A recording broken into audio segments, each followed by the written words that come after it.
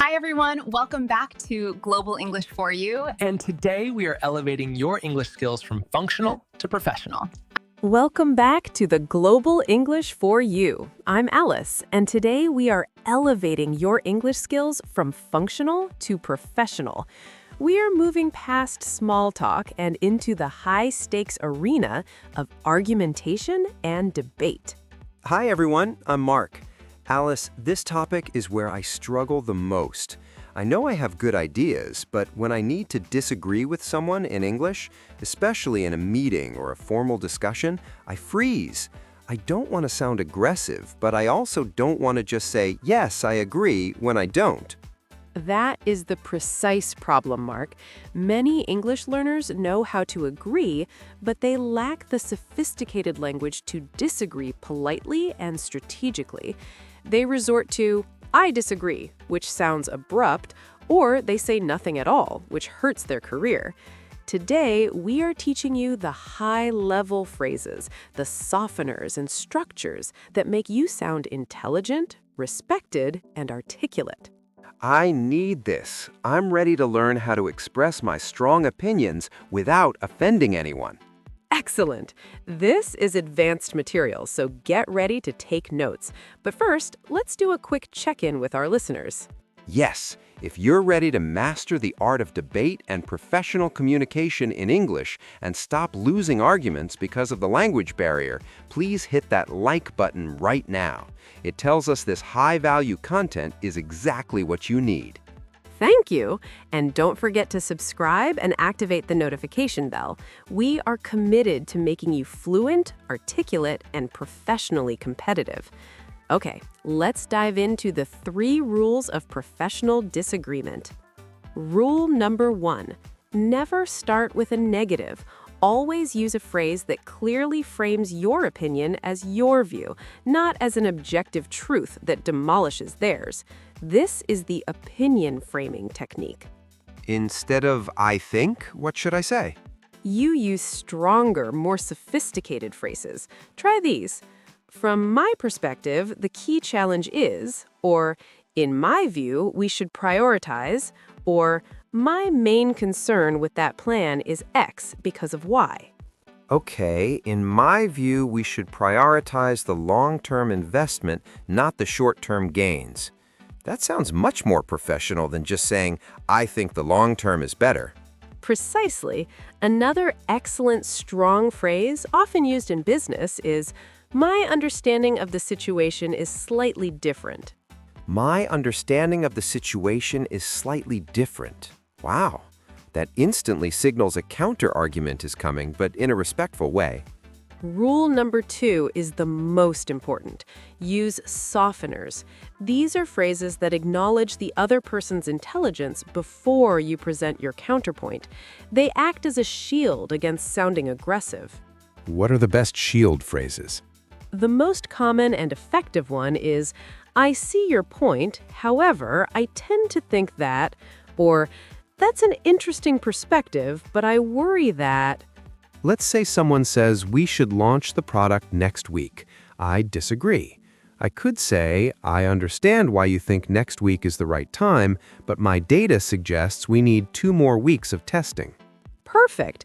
You validated their idea, I understand why, before dropping your objection. Here are 2 more high-level phrases for strong disagreement. With all due respect, use sparingly for serious topics, and while I agree with your overall goal, I have some reservations about the methodology. I have some reservations about the methodology. That makes me sound like a strategy expert. It does. It shows you are engaged with the process, not attacking the person. This is advanced communication. Rule number 3, the professional interruption. How to jump in. In a debate, you often need to interrupt or jump in to make your point before the moment is lost. Doing this politely is a key skill. I just wait for a pause, but the pause never comes. Exactly. So you need a polite opening that signals, I have something to say now. Avoid just shouting, wait. Use one of these. If I could just jump in here for a moment, or may I add a point to what you just said? If I could just jump in here for a moment, that's excellent. Another useful one is to use the speaker's words. Following up on what Mark just said, I would argue that this shows you were listening and connects your point seamlessly. Following up on what Mark just said, I love that. It makes the interruption look like a continuation. All right, Mark, time for a simulation. We are debating a classic business decision. Should we spend more money on marketing or on product development? I'm going to argue for marketing. You argue for product development, using all our new phrases.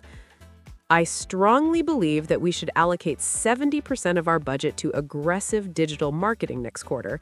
We need to focus on visibility immediately to drive sales.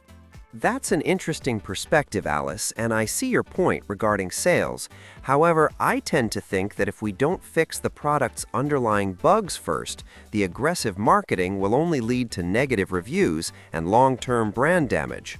But Mark, if the market doesn't know our product exists, the bugs don't matter. Sales are the bloodline of the company. If I could just jump in here for a moment, I would suggest that focusing on stability is the foundation of long-term revenue. In my view, neglecting the product now is a short-term gain that sacrifices future trust. That was absolutely flawless. You were firm, but every single phrase was respectful and professional. You sounded authoritative and strategic. Wow, I feel the power of these phrases. I actually feel confident enough to use them in a real meeting. This is so much more valuable than just ordering a meal. This is true fluency, Mark.